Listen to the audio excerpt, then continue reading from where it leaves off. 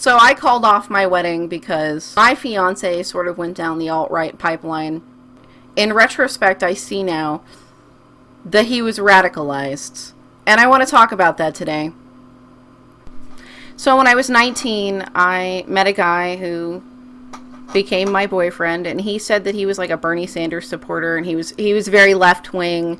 So it started out with new atheism. He started watching like a lot of Sam Harris and The Amazing Atheist and Richard Dawkins and that kind of stuff on YouTube. And then over the course of our relationship, he slowly started drifting towards more extreme things on YouTube. And I noticed that as he started watching these new channels, his personality started kind of changing. His tastes went from like atheism and skepticism to like anti-social justice and anti-feminism. He became like really neckbeardy in his atheism. He hated this woman named Rebecca Watson because of something named Elevatorgate. I regret not Googling this at this time because I just sort of took his word for a lot of things that I really shouldn't have took his word for. He was very, very spiteful towards this person named Rebecca Watson, and I mean, hindsight is 20/20. He became very personally offended by Anita Sarkeesian and was very enraged pretty much by all of her opinions. He created like fake accounts on Twitter and like sent harassing messages to various people during Gamergate from like sock puppet accounts. So he started watching Sargon of Akkad, like hours and hours and hours of Sargon of Akkad, and increasingly became angrier and angrier and angrier, and would just sit there and fume over whatever Sargon was upset about. So he started putting me down a lot. He started calling me a stupid bitch and a dumb cunt pretty frequently.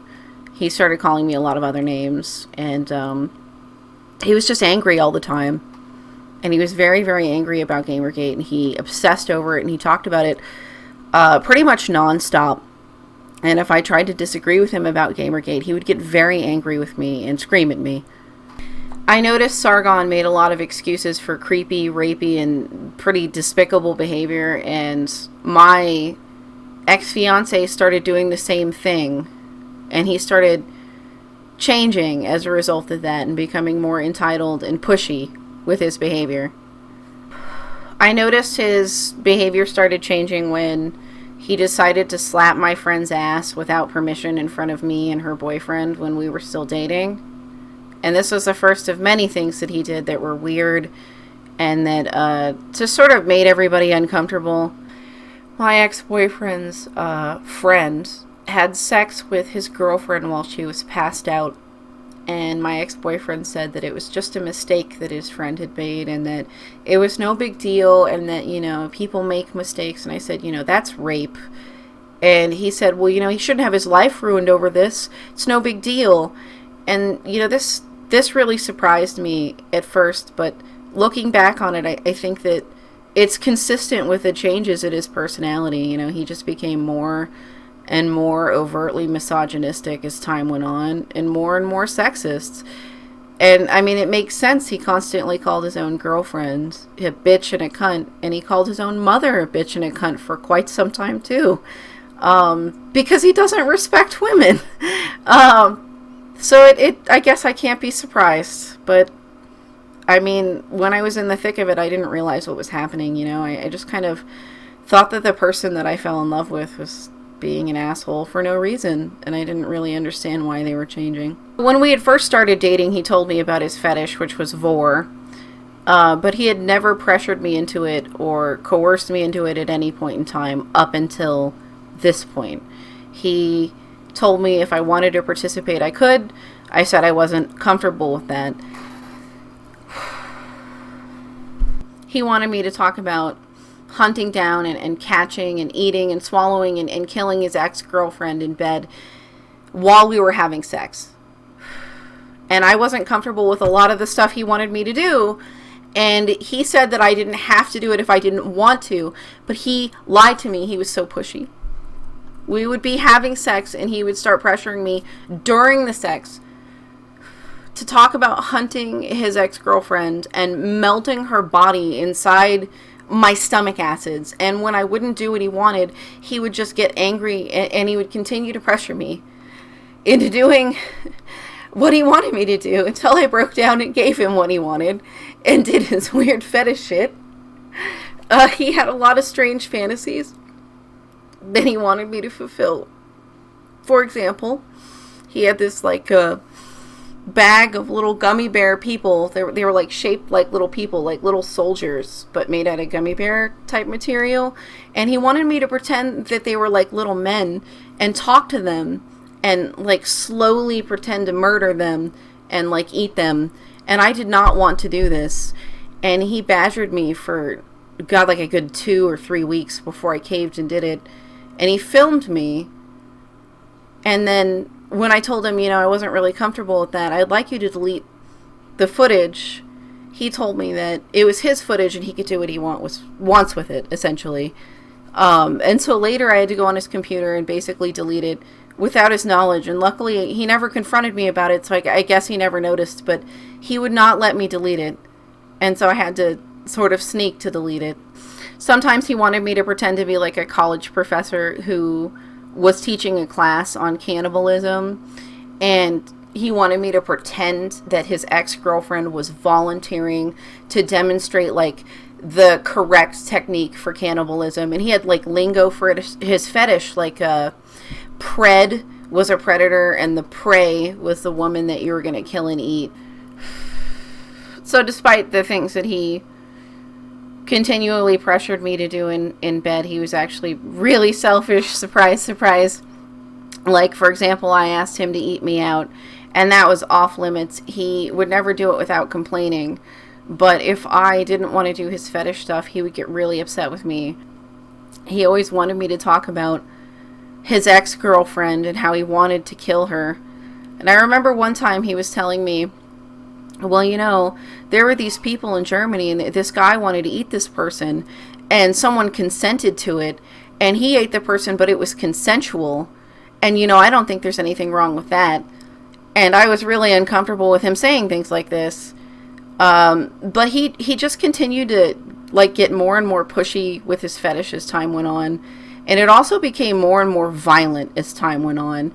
It went from, like, him talking about just maybe, like, swallowing people to some really, really graphic cannibalism that involved, like, dissolving people in acid, melting people, ripping people into pieces. And I felt like a fleshlight. I felt like a fleshlight because, like, I wanted to have sex with a person, and I felt like what he wanted was for me to just parrot his weird fetish shit while he masturbated into me. That's what I felt like it was. And I talked to him about this, and he would just get angry and scream at me. And I was afraid of saying no to him for a really long time.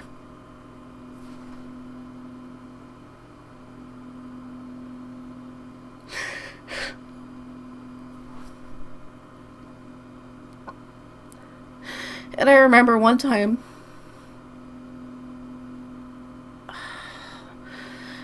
we were having sex, and I asked him to stop, and he didn't, and he held me down, and he finished anyway. And, oh my God. I kind of just bottled it up inside for a while.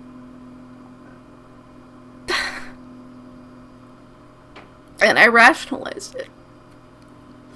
But I eventually confronted him about it. And,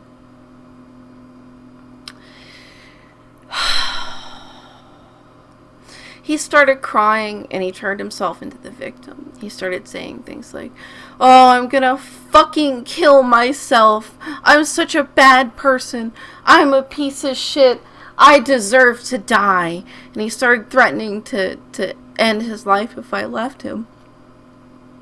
And it ended up with, like, me comforting him when I confronted him about what he did. Later, when he was in the shower, I saw his Reddit page was open. And I did something I shouldn't have done, and I peeked at what was on his Reddit page. And I saw that he had told strangers on the internet, on his little Gamergate forums, that the reason why his relationship almost ended was because of the fact that his girlfriend was becoming a feminist and she was anti-Gamergate. You know, I asked my ex-boyfriend about Gamergate, and, you know, he was angry all the time at this point during 2014, and he was saying, like, a lot of really gross shit about women all the time. And at this point in time, he called me the words bitch and cunt more than my name. And I remember when I asked him about Gamergate, he showed me a picture of Zoe Quinn's naked body and just, like, started ripping into her appearance and talking about how ugly and disgusting and gross she was. And how unfuckable she was. And I said, you know, I think you're being really sexist and disgusting. And he, like, turned it all around, and he made it into, like, how he was the victim again and how I was, like, the bad guy. And, you know, I asked him about Sargon because Sargon had said a lot of really disgusting shit. And he had started to say a lot of really disgusting shit. And he said, well, you know, you have a really crude sense of humor. And so it's not fair for you to criticize Sargon because Sargon is crude. Because you're also crude. Which I didn't think was the same because I was criticizing Sargon for being a bigot. I think he started negging me. At the time, I didn't realize what was happening, but I think in retrospect, he was definitely negging me.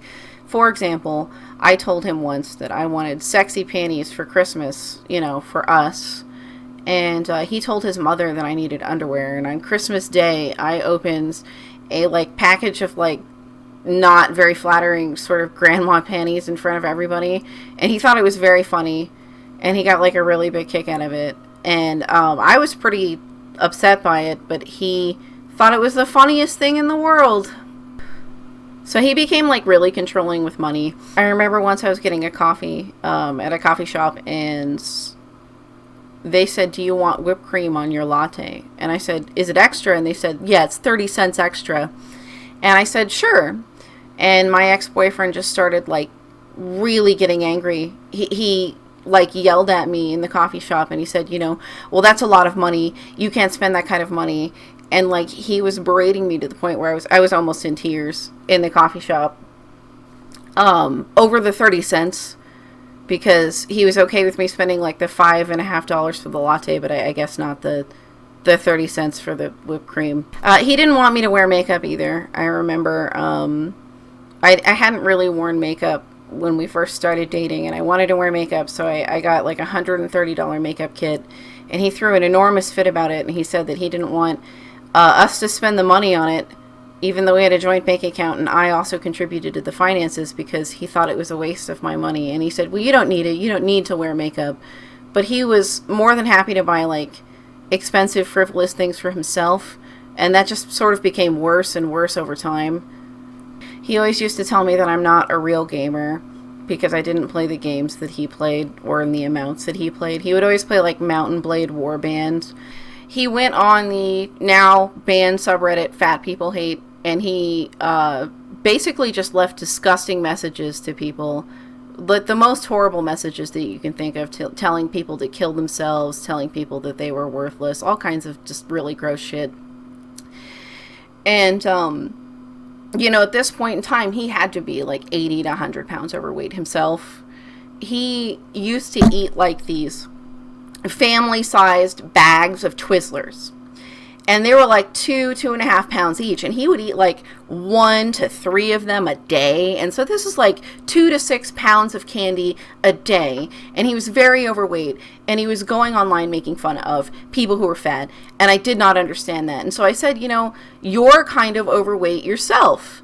And he just, like, got really, really, really angry with me.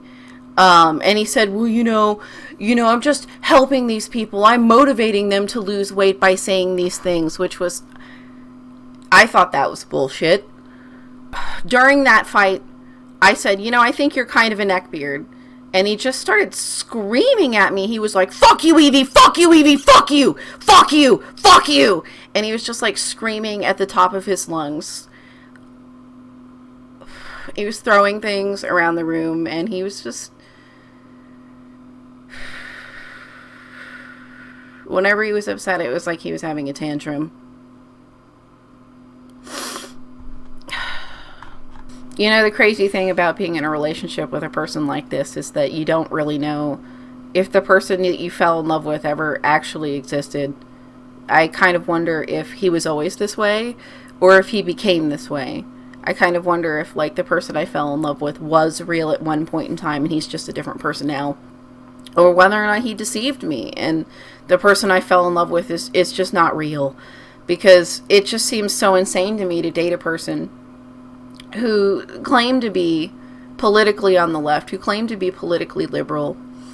And then, you know, when the 2016 election happens, he votes for Donald Trump. And I ask him why he wants to vote for Donald Trump, and he says it's because Bernie Sanders didn't win the primary. And he said the only thing that really mattered to him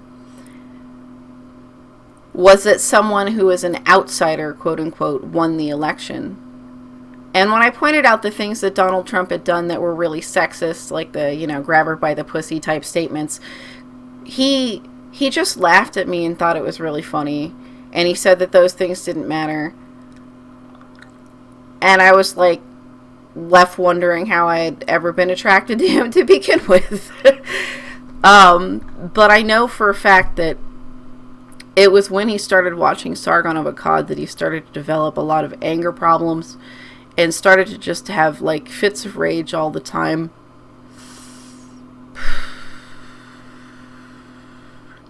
Leaving him was really hard. I tried to leave him probably 5 times. Every time I tried to leave, he would threaten to kill himself. He would throw himself on the ground and cry and scream and threaten to kill himself and say that if I left, he would slit his wrists. And, so I caved and usually agreed to stay. Every time I tried to break up with him, he would say stuff like, we don't have to do my fetish stuff anymore, I promise. We don't have to do it anymore if you're uncomfortable with it. But that was always untrue, because the very next time that we would have sex, he would just continue to pressure me into it. So, I mean, he was just going to continue to coerce me into it, regardless of what I wanted. You know, mostly he didn't bargain with me when I tried to leave, though. He didn't say things like, well, I'll do this or I'll do that. Instead, he threatened me. Specifically, he threatened to kill himself. He would throw himself on the ground and begin to, like, bawl and shout, and he would threaten to kill himself if I left. And he did this, like, every time I tried to leave.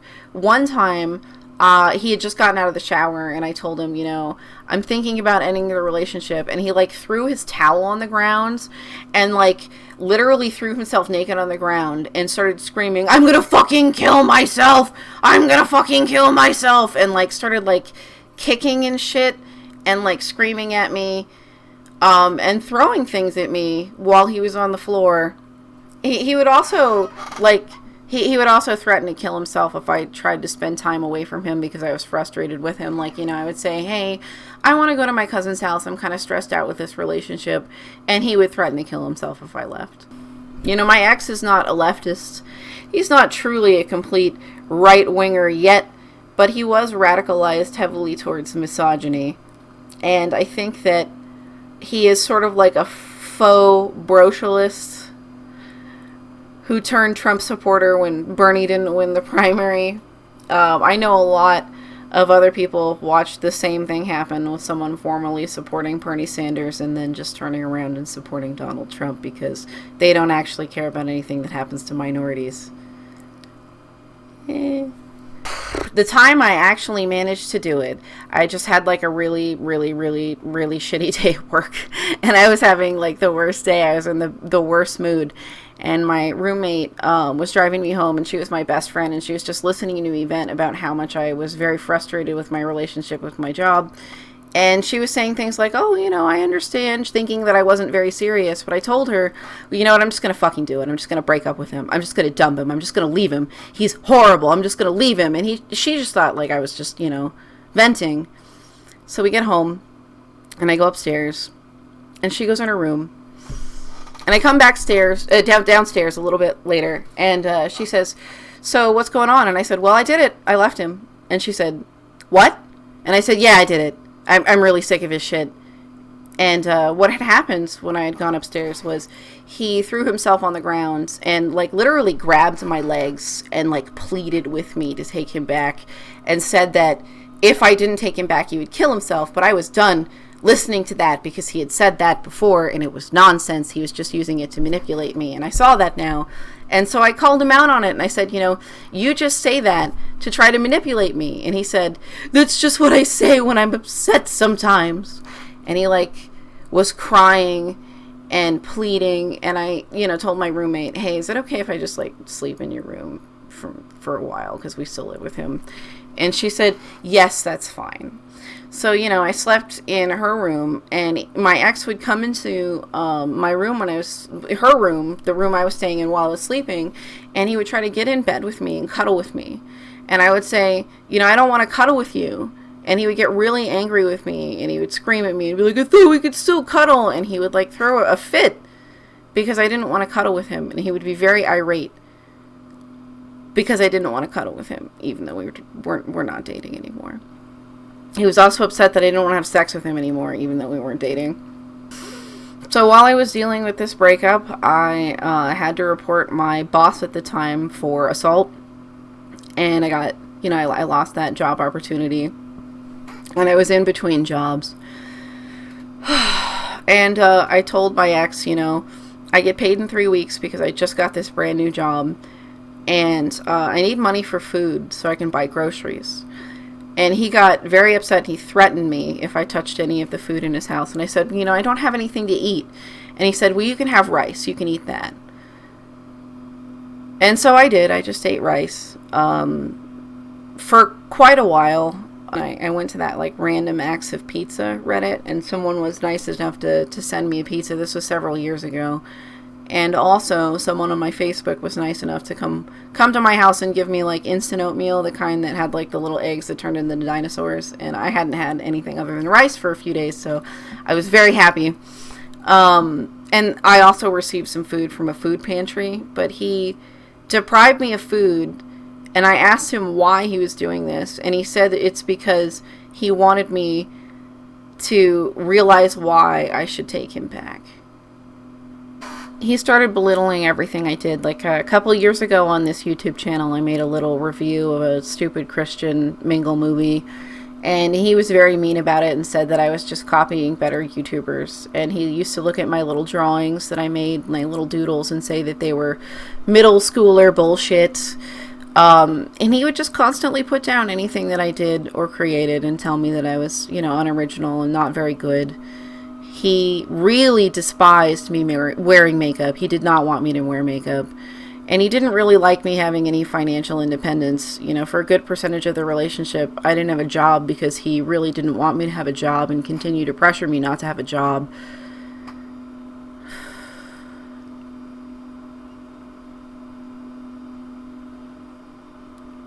At first, he insisted it was just because, I was in school. But I feel like what it really was that he wanted financial control of me. And it started with the anti-SJW YouTube content. And then, the next thing you know, it became much, much, much more serious than that. And he started subscribing to a lot of very sexist views. It just kind of amazes me because, like, he shit on my bed. And this man would talk to me about how he was going to fix ethics in games journalism by getting rid of, like, ads on, I don't know, Gawker or what the fuck ever. But he, like, couldn't even wipe his own ass. This man took a shit on my bed. So what happened was, I had just cleaned, like, some fresh sheets and I put them on the bed and shit. And they were all, like, warm and toasty, and I was going to get up in them sheets and I was going to cuddle up in them sheets and it was going to be nice. And my ex-boyfriend comes in and he sits down on the bed. And he stands back up because he wants to go get something from the dresser. And I noticed that there is this fucking Wolverine poo-poo butter streak fucking butter fudge ass imprint. Like, he has shit on the bed, and it is, like, in the perfect imprint of, like, the crack of his ass. And it's, like, the thickness and consistency of like instant chocolate pudding. And I was disgusted and horrified, and I was deeply upset.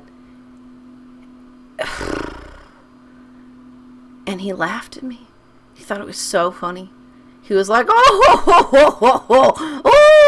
But like the craziest shit is he went into the bathroom, and I watched this fucking spectacle, and I couldn't even believe what I was fucking witnessing.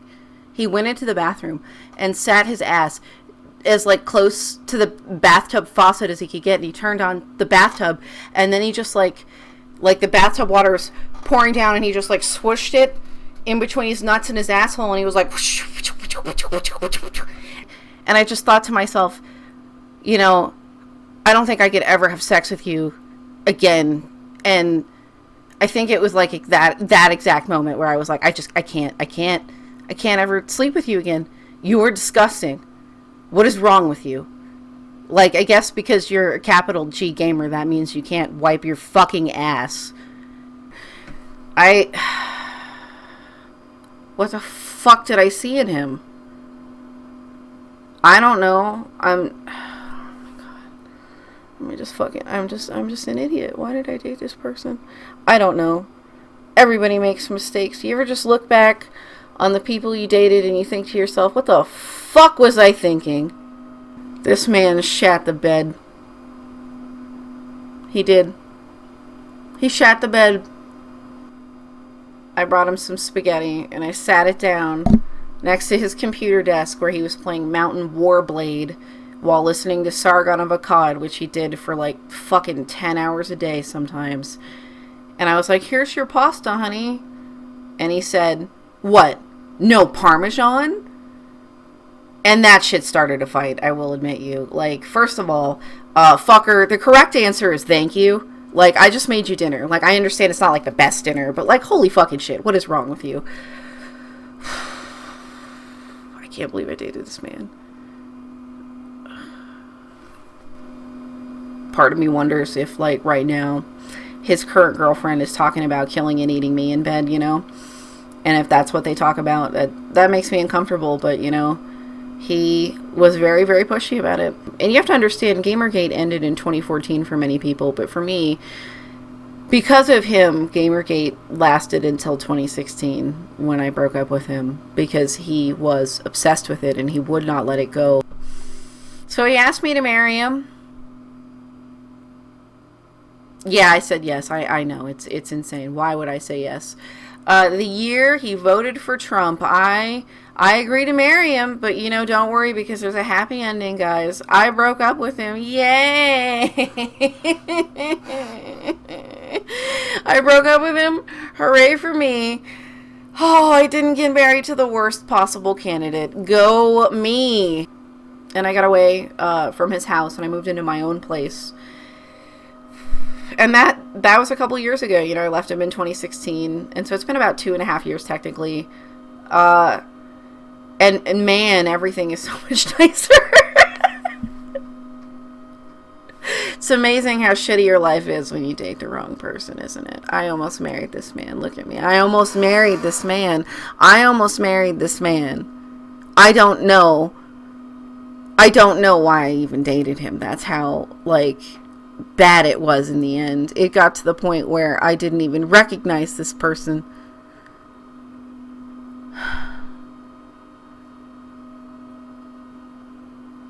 It's just agonizing, wondering if you fell in love with an illusion of a person rather than an actual person. Living with toxic people, you know, it felt like I was in deep water, being dragged downwards by something grabbing my feet, and I was just suffocating under them, and I just wanted to come up for air. There are emotional vampires that sort of feed on human pain like sustenance, and they suck the life right out of you. And, you know, if you don't have a fucking backbone, it will kill you. For that entire relationship, I didn't have a backbone. I didn't have the ability to stand up for myself. And I think that that's why I tolerated a lot of what he put me through. You know, now I have a backbone. It's not like a full strength backbone, not like a fully formed backbone. It's an in progress, do it yourself working on it really hard backbone. But let me tell you something, having a healthy amount of spine will save your fucking life. Because the reason I want to come forward with the story of dating this person is because I left him, even though it was really hard, and because I know lots of other people have loved someone who's gone down the alt-right pipeline, and it's very difficult to watch someone you love change like that. And I just want you to know that I understand what it's like to watch someone that you love become unrecognizable.